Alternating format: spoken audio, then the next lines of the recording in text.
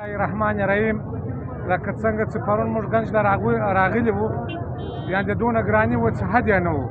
نن د اختر ورځ ده، د اختر سهار دی. برایم اخیستن ډي سي صاحب اعلان کړی و چې پسونه د افغانستان نه راځي په چمن کې بارزاني جوړېږي، لیکن دونه ګراني ده چې هغه 15 کیلو 14 کیلو پسونه چې دي هغه په 80,000 په 55,000 یعنې زه په خپله راغلم دغه کشني پسونه دي. دلته مې وکتل دا د اختر سهار دی، د عیدګاه لمونځونه خلکو وکړل چې دونه ګراني ده. نه د افغانستان څخه پسونه رالو، یار یوه خواته باډر دروازه بنده ده، د چمن مخلوق ټول بېروزګاره دي، ټول ناوسه دي.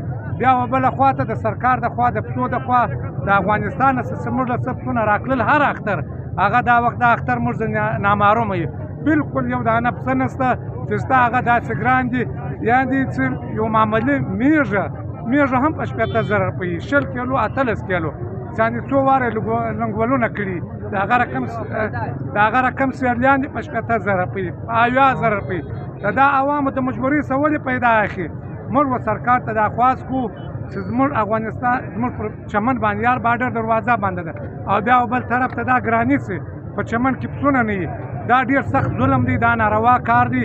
موږ هم د افغانستان د حکومت څخه هم د پاکستان د حکومت څخه دا خواست کوو، کوم په واسه څه نه وي ورسره پوره دا خواست ورته کوو چې زموږ د چمن د مظلوم ولس لپاره پکار دا دی د دغه پسو یو بندوبست شوی وی په زرونو تعداد راغلي وی، نو به زموږ د چمن دپاره دغه ارزاني جوړه وی، د انسانانو به قربانۍ کړې وی.